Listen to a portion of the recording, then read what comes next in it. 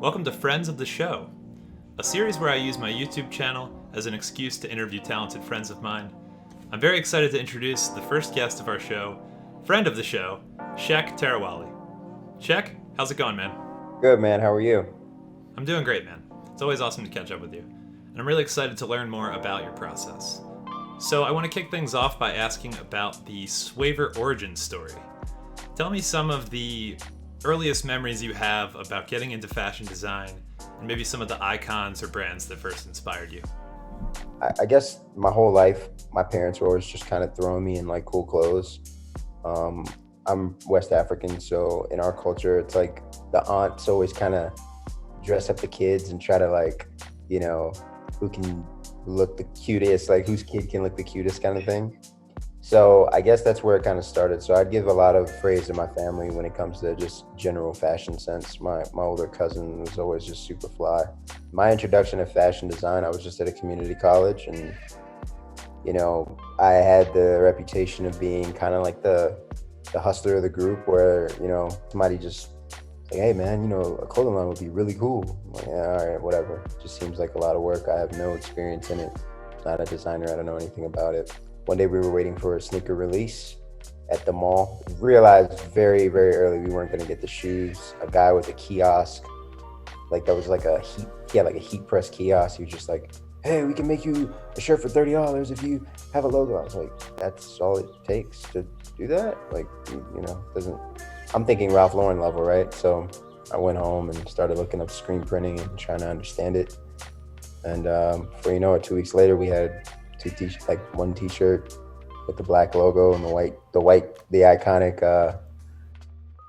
So for my followers who aren't familiar, Shek routinely posts this photo of years back, him in his first ever t-shirt design.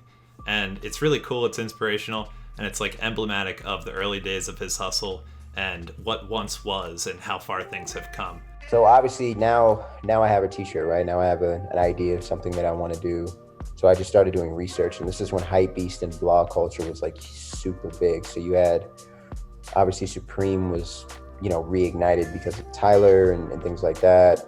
Kanye was just ripping everything up. Pharrell was ripping everything up. I just started to dive into it. Like, I wanted to know about the high-end brands, how they were able to sustain. So the Gucci's, the Louis Vuittons, I read their books, I read Balenciaga.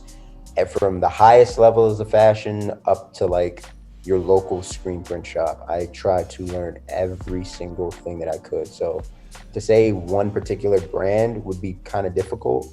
I would definitely give my highest influences to probably Kanye and Pharrell. Whatever brands they were touching at the time, probably my biggest inspo. So something I've always admired about your work is that it's highly referential and kind of cryptic in its storytelling. And in working with you and being able to collaborate with you, you've peeled back the veil a little bit for me and shown me some of the deliberation and the way that you're conscious in your world building. Now, do you think that the story behind the design is as important as the actual final product of the design itself? Yeah. So I would say it's an element of both, right? So I knew very early on, I was working in retail. I was working at Lord & Taylor. I didn't go to fashion school or anything. So I was working at Lord & Taylor, and that's pretty much where I was learning everything, really, what customers love, what customers don't like, what they believe in, what kind of colors are in, what seasons, and et cetera, et cetera.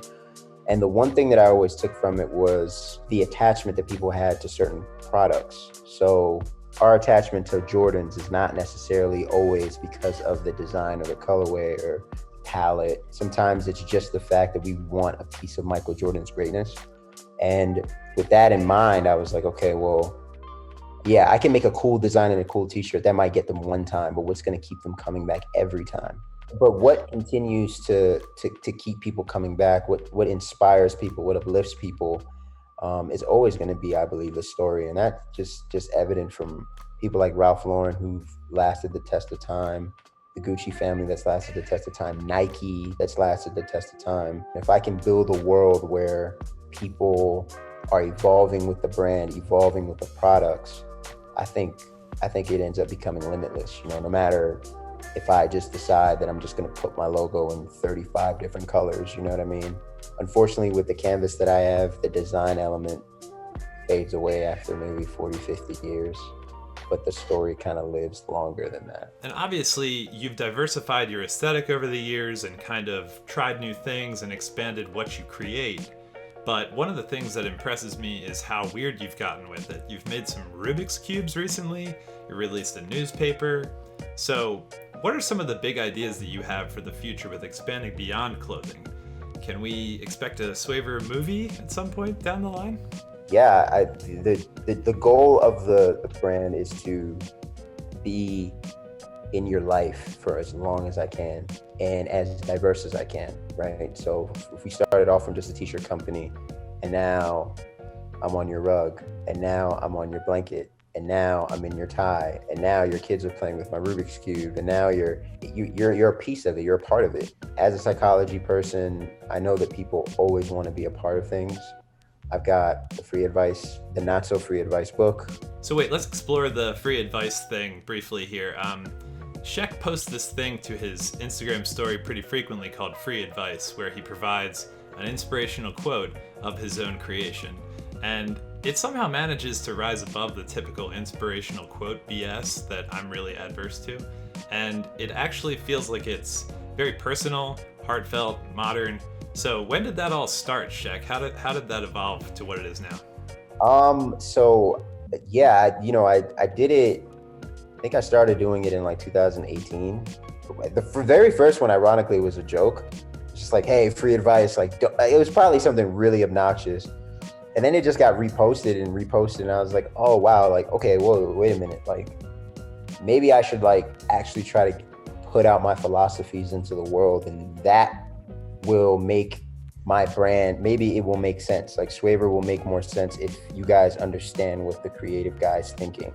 So sometimes I'll just sit there and just write quotes out. Like I read a lot of books, I listen to a lot of psychologists and their theories and their philosophies, and I try to incorporate it into the modern era, because obviously we're living in a world that nobody has ever lived in before, right? So if you can look at some things that Sun Tzu said in those times and kind of modernize it into, what your timeline might be going through, again, it's all about creating that attachment to the brand. Not me in particular, but the idea of what Swavor stands for. So it is interesting how these extracurricular promotional materials end up being a little different, in that this is different from the Rubik's Cubes and the newspapers because you're able to be a little more literal with putting the Swavor philosophy out there. So I love it. I would love to see them compiled into some sort of hardback. I definitely would buy that. All right, so finally, I want to ask you some rapid fire questions in the framework of an imaginary scenario here. And we're going to put 60 seconds on the clock, and we will adhere to it very strictly. So let's start the clock. Okay. All right, Shek, you're stranded on a desert island.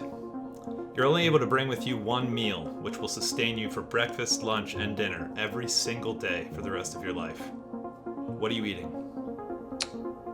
Jerk chicken, rice and peas, and cabbage. And a drink? It's called Vimto. Good choice.